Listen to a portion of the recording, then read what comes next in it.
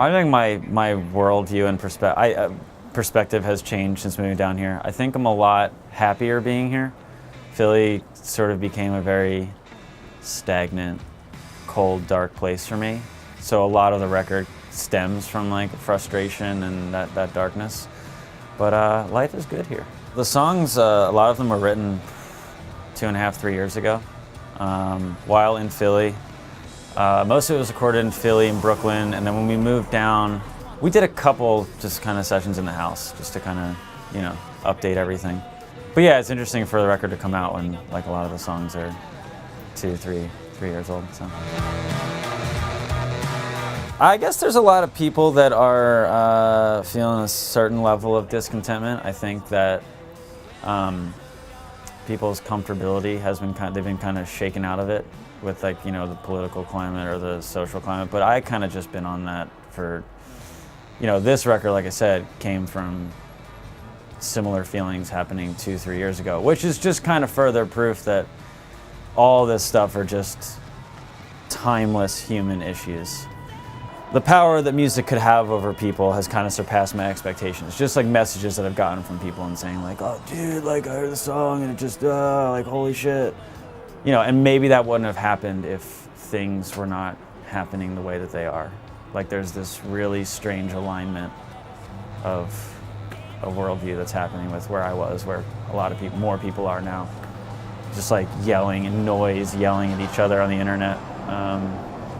It's interesting.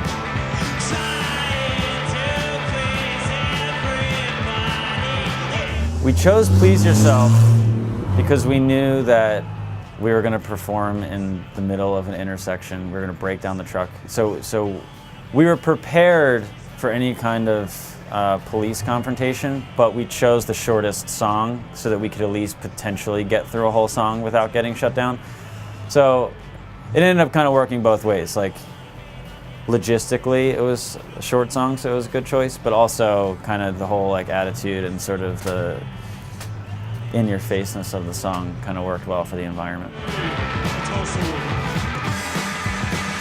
You know, at the core, I think that everyone is love and compassion, and that is all this other stuff, all like, you know, social stuff and cultural stuff and political stuff and work and money, all this stuff, like the material world basically, I think is just kind of a distraction from what everyone is and their truest nature. So because of that, and knowing that everyone has the capability to transform within and like tap into that sort of eternal love and joy and compassion for all people, that's really the only thing that gives me hope, because I've seen certain transformations in myself. You know, like this record is, it come from a place of like extreme self-doubt and frustration with humanity. And while I still see where I was coming from, I don't necessarily feel that way. So it's like, it is possible to change your outlook and like have a more positive view.